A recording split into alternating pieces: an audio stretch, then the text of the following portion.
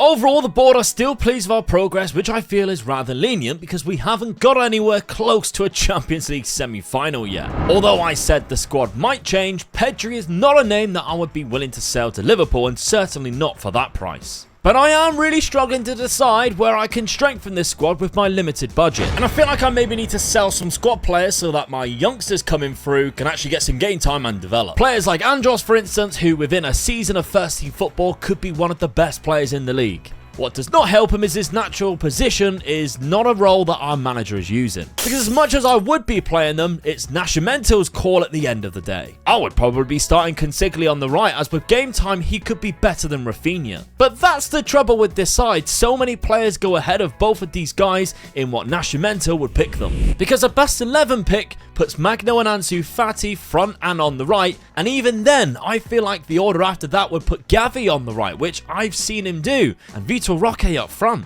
who, speaking of which, has been really underwhelming and could be somebody I sell. I then got a £40 million offer for Rafinha, who is 30 and just a fringe player, and I had to accept it. Everything went through and he doubled our budget. So I went looking and found a fantastic midfield addition in Moretti from Juve, who looks great at just 23 and costs such a small price of 33.5 million. I accepted another bid for £40 million for Thales Magno, but he rejected the move to Atletico Madrid. Call me stupid because I am, but I spent another £31 million thinking Magno was going to go on this young centre-back with huge potential. And I might have to put him in the B team unless I find him first team football on loan, but let's be honest, he's fantastic for his age. And that allowed me to offer out the other young centre-back on loan as well, called Ivan, who came through the youth academy. With about £15 million on my profit-only budget, I had offers for Matoma, and yet again, I was willing to sell because someone caught my eye. Makoko for around the £20 million mark. That's a bargain. And once Matoma left, I had an offer accepted for 17.75 million. Sweet. And I also stuck Vitor Roque up for sale too.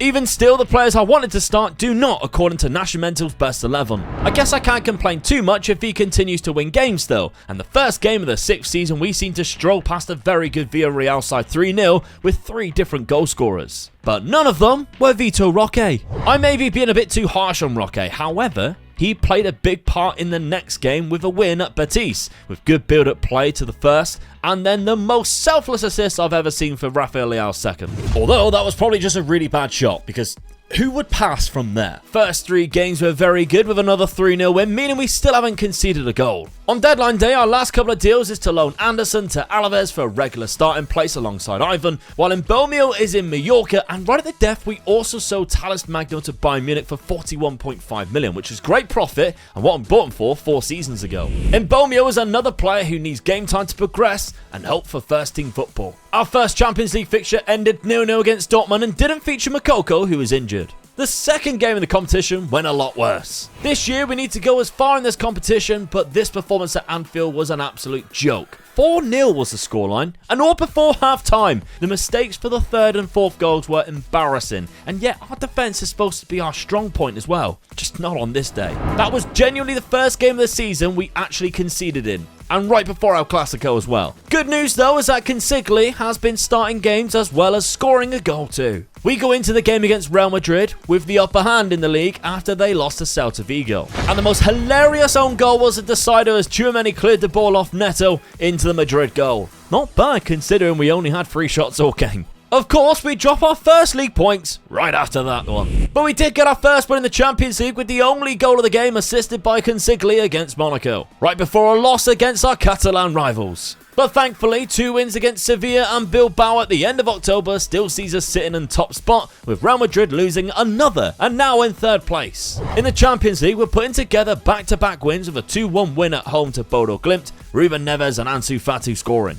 And then we head to Stamford Bridge for the following game and take the lead through Rafael Leao's header, but Chelsea came back and prevented us from taking all 3 points by grabbing the equaliser, keeping us in a precarious position with 3 games to go with a chance we will need to play in the playoffs. And we have Manchester United next. The rest of November, though, included 2 wins in the league and a very frustrating draw against Vallecano. That match against United did not go well. We had 0 shots. And we followed it with a 0-0 draw. And now I'm starting to panic. At least we can rely on Malaga's terrible defending to go along with their terrible kits to allow Rafael Leao to break our barren spell. Nothing they could do about that second one he got. That was all talent. Unbelievable strike. Back to the 0-0s again. The final game of the year, Moukoko was given a chance and absolutely took it, scoring 2 beautifully finished goals off the back of great attacking runs. More of that, please. Once again, Consigli hasn't played so much, so we sent him out on loan to Porto for some first-team football. Unfortunately, we also sold Vitor Roque for a loss to Atletico Madrid for 18 million, where he has scored 2 and 2 already. And guess who he scored his last 2 goals for the club against? Good guess, Atletico Madrid, in a 2-0 league win, funny enough. It's a shame it didn't work out. Pedri kept the run going, scoring the only goal in the next game.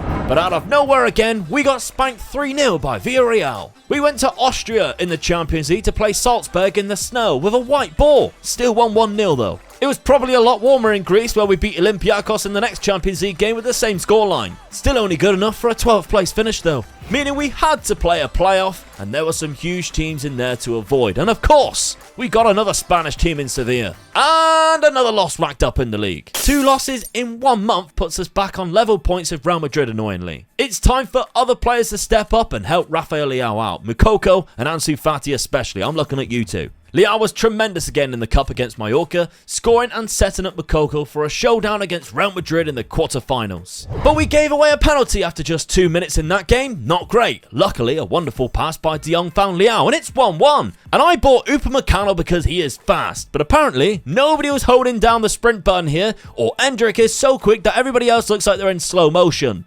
So, we're out of the Copa del Rey.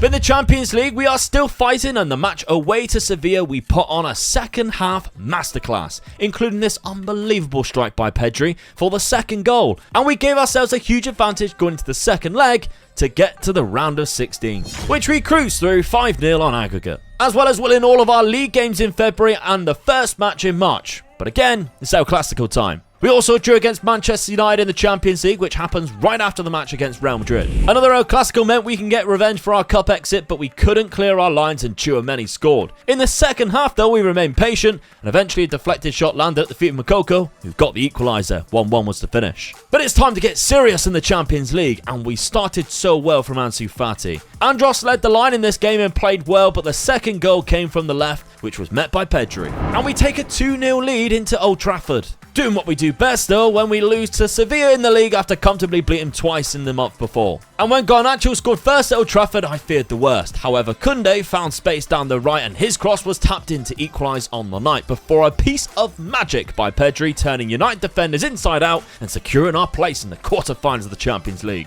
Against Liverpool of all teams. Before that though, we got revenge on our Catalan rivals as we beat Espanyol comfortably 3-0, as well as a great performance against Bilbao at home where we enjoyed goals from Andros as well as Moukoko, who got the 4th in this 4-1 win. Speaking of Andros, he got the only goal of the game against Liverpool, in the first leg anyway. While all this was going on, Real Madrid had been having a honking time dropping some points, allowing us to open up a good lead at the top of La Liga now. A very fortunate 93rd minute winner gave us confidence against Almeria to stay ahead of Liverpool in the second leg. But it was always going to be difficult at Anfield, and they levelled the aggregate scoreline when their fullbacks combined. However, an unknown hero was coming to emerge from the Barcelona ranks. A 22-year-old Arnaud Pradas came off the bench to score the winning goal of the tie. Certainly not a player that I expect to continue in the first team anytime soon. But a Champions League semi-final was set against Bayern Munich, and our form going into that game wasn't too convincing. Another loss in the league. Just your reminder that we sold Thales Magno to Bayern Munich just 5 months previous. And to say that he had been prolific for them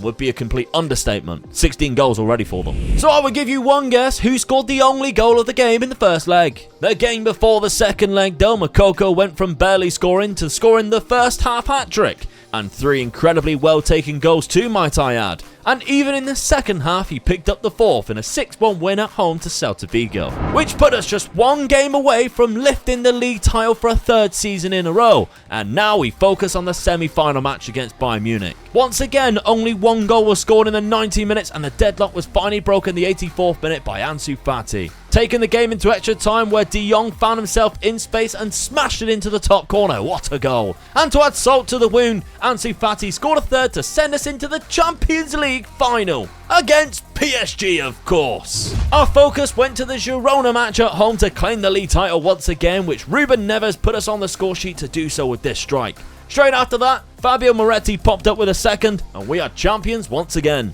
Last game of the season, we got tonked by Atletico Madrid 3-0, and Vitor Roque scored. Despite losing 6 games this season, we still won the league by 4 points, and we need to improve next season in case Madrid come firing back. Unfortunately, Porto only played Consigli 10 times. I think he's cursed. But this time he has still improved. I just wish Nascimento played him more. Imbomio played a lot for Mallorca, and it certainly shows. This guy's improved a lot. Anderson played a bunch, but didn't exactly improve much nor play well. Andros has been a fantastic squad player here at Barcelona and really developed well this season. That's the kind of growth I was hoping to see. But anyway, it's Champions League final time. Here we go. It was a very tense start until a mistake by Ruben Neves allowed former Barcelona player Ferran Torres to score. Not good. But it gets worse, as another former player, Frank Kessie, moved to Paris, then doubles their lead with an outrageous strike. From kickoff though, we finally get into the game and our talisman Leao is set free to pull one back.